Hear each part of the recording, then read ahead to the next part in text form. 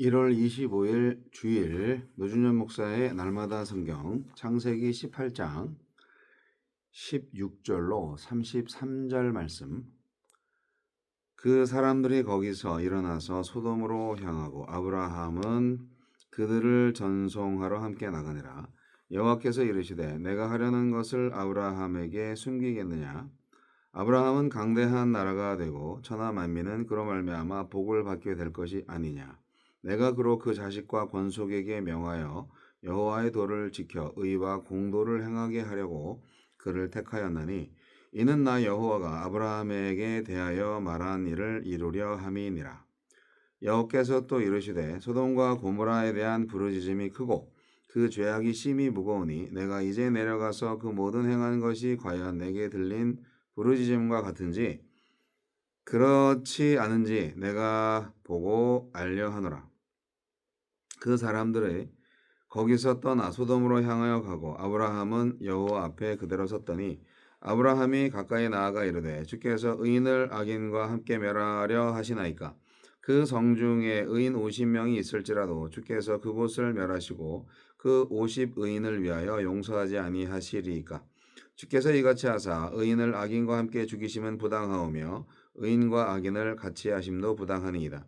세상을 심판하시는 이가 정의를 행하실 것이 아니니까. 여호와께서 이르시되 내가 만일 소돔 성읍 가운데에서 의인 50명을 찾으면 그들을 위하여 온 지역을 용서하리라. 아브라함이 대답하여 이르되 나는 티끌이나 재와 같사온 나 감히 주께 아뢰나이다. 50의인 중에 5명이 부족하다면 그 5명이 부족함으로 말미암아 온 성읍을 멸하시리이까? 이르시되 내가 거기서 45명을 찾으면 멸하지 아니하리라. 아브라함이 또 아뢰어 이르되 거기서 40명을 찾으시면 어찌하려 하시나이까? 이르시되 40명으로 말미암아 멸하지 아니하리라. 아브라함이 이르되 내 주여 노하지 마시옵고 말씀하게 하옵소서. 거기서 30명을 찾으시면 어찌하려 하시나이까? 이르시되 내가 거기서 30명을 찾으면 그리하지 아니하리라. 아브라함이 또 이르되 내가 감히 내 주께 아뢰나이다. 거기서 20명을 찾으시면 어찌하려 하시나이까? 이르시되 내가 20명으로 말미암아 그리하지 아니하리라. 아브라함이 또 이르되 주는 노하지 마옵소서. 내가 이번만 더 아뢰리이다. 거기서 10명을 찾으시면 어찌하려 하시나이까? 이르시되 내가 10명으로 말미암아 멸하지 아니하리라. 여호와께서 아브라함과 말씀을 마치시고 가시니 아브라함도 자기 곳으로 돌아갔더라. 아브라함에게 숨기겠느냐? 하나님은 소돔의 죄를 심판하시기 전 아브라함에게 그 뜻을 알리십니다. 아브라함은 하나님의 공의와 긍휼을 신뢰하며 남아있을지도 모르는 의인을 위해 간절히 기도합니다. 그렇죠. 아브라함과 하나님과의 대화 속에서 정말 아브라함이 하나님과 이렇게 딜을 하는 모습을 보니 참 하나님이 아브라함을 얼마나 그 친구처럼 인정하시는지 그 사실을 알 수가 있죠. 아브라함은 소돔과 고모라의 멸망을 저지하기 위해서 하나님과 아주 깊은 대화를 합니다. 흥정하듯이 의인의 숫자를 계속 줄여가면서 하나님의 정의와 긍휼을 구하고 있는데요. 글쎄 어떻게 보면 자기랑 상관없는 거잖아요. 물론 조카 롯이 있는 곳이죠. 그 롯이 살고 있는 곳이니까 걱정은 되지만 뭐 그냥 롯한테 연락해서 야 거기 하나님이 멸망시키신데 너 빠져나와 그렇게 할 수도 있잖아요. 그러니까 이제 어떤 한 도시를 심판하신다는 하나님의 그 결정과 뜻에 대해서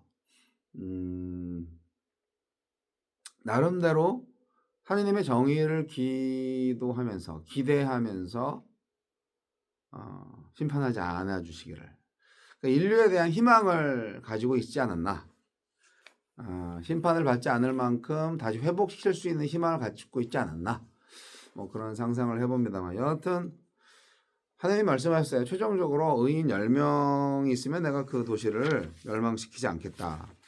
그러니까 오늘날에 소돔에 뭐 몇만 명이 살았는지는 모르겠지만 오늘날에 정말 의인이 필요한 거죠. 의인 10명만 있어도 한 마을이 구원을 받을 수 있다는 거 아니겠어요? 하나님의 기준으로 볼 때. 근데 오늘날 우리 세상이 멸망받을 수밖에 없는 것은 의인 10명도 없다는 거죠. 여하튼 소돔이 과연 어떤지 두 천사가 소돔을 향해서 가고 있고, 하나님은 아브라함에게 상황을 설명해 주고 있고, 소돔과 고모라에서 울부짖음이 크니까 그걸 확인하기 위해서 이제 두 천사가 가는 거라고 아브라함한테 하나님이 지금 설명하고 있는 거잖아요.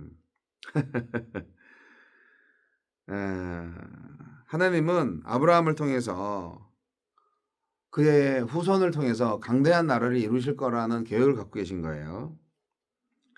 하나님이 아브라함한테 이 전체 세계가 돌아가는 것을 알린다는 것은 그야말로 아브라함을 동역자로 삼으신 거 아니겠어요? 정말 위대한 축복이죠. 이렇게 파트너십을 가지고 하나님의 나라를 만들어 간다는 것이 얼마나 귀한 일인지 모릅니다. 우리 그리스도인들은 하나님의 나라에서 이 세상으로부터 파송받은 제사장이면서 이제 하늘나라 대사로서 그 감당을 하는 일이 있는 건데요. 판단을 해야죠. 하나님처럼. 소돔과 고모라는 더 이상 방치할 수 없을 만큼 죄가 만연한 곳입니다. 많은 사람들이 그 도시가 저지르는 악행 때문에 고통해하고 울부짖었어요. 결국 하나님께서 정의가 사라진 그 무법천지의 사회를 심판하기로, 그래서 하나님은 공평과 정의가 살아있는 나라를 만들려고 하시는 겁니다. 그러려면 불공평과 불의는 사라져야 되겠죠. 심판받아야죠. 그것이 정의예요. 심판받는 것이 정의입니다. 그것이 사랑입니다. 우리의 후손들한테 하나님의 도를 가르쳐서 의롭게 살게 해주는 것, 그 정의와 공평과 사랑의 유산, 그 신앙의 유산을 남겨주는 것이 진짜 인생이 아니겠어요? 하나님은 어떤 사회든지 은혜에 합당한 열매를 맺지 못하면 가차없이 심판하시는 분이에요. 모든 것은 하나님의 은혜인데 감사는커녕 지들끼리 마음대로 자기가 하나님인 양 그렇게 살고 있으면 심판받는다니까요. 그래서 이거를 우리는 두려워해야 되는 게 자연스러운 겁니다. 하나님의 심판을 두려워하셔야죠. 그러면서 더 나은 사회를 만들어야지 하고 진지한 노력을 하는 것이 오늘날 정상적인 신앙인의 삶의 자세가 아닐까요? 아브라함은 이렇게 심판하러 간다, 이렇게 하나님의 말씀을 듣고 다급하게 심판하시지 않으면 안 될까요? 하면서 하나님께서 심판하시는 거 의인과 악인을 같이 멸하는 건 좀 부당하지 않으십니까? 그렇게 약간의 논리가 들어있죠. 그 말이 맞죠. 예. 그래서 알았어. 그래, 의인과 악인을 같이 심판하는 거는 그래, 네 말 맞네. 그래, 의인 50명만 있으면 내가 심판 안 할게 하다가 이제 45명, 30명, 뭐 20명, 10명 그렇게 내려갔겠죠. 그래서 10명까지 내려갔음에도 불구하고 이 소돔 땅은 의인이 10명도 없었어요. 롯과 롯의 가족 외에는 아무도 의인이 없었던 것 같아요. 잘은 모르겠어요. 자, 아브라함이 이렇게 하느님과 대화하는 것을 오늘날 우리가 재현한다면 우리가 하느님한테 기도를 하고 있는 모습으로 재현시킬 수 있겠죠. 기도라는 것은 철없이 내 욕심, 내 뜻만 아뢰는 것이 아니에요. 역사의 중재자로서 소명을 다하는 것입니다. 아브라함처럼.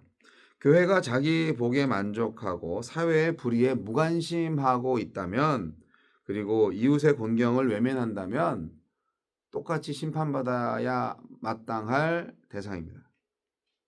하나님은 중보자로서의 사명을 감당하기를 바라고 계세요. 오늘날 교회가, 오늘날 그리스도인이.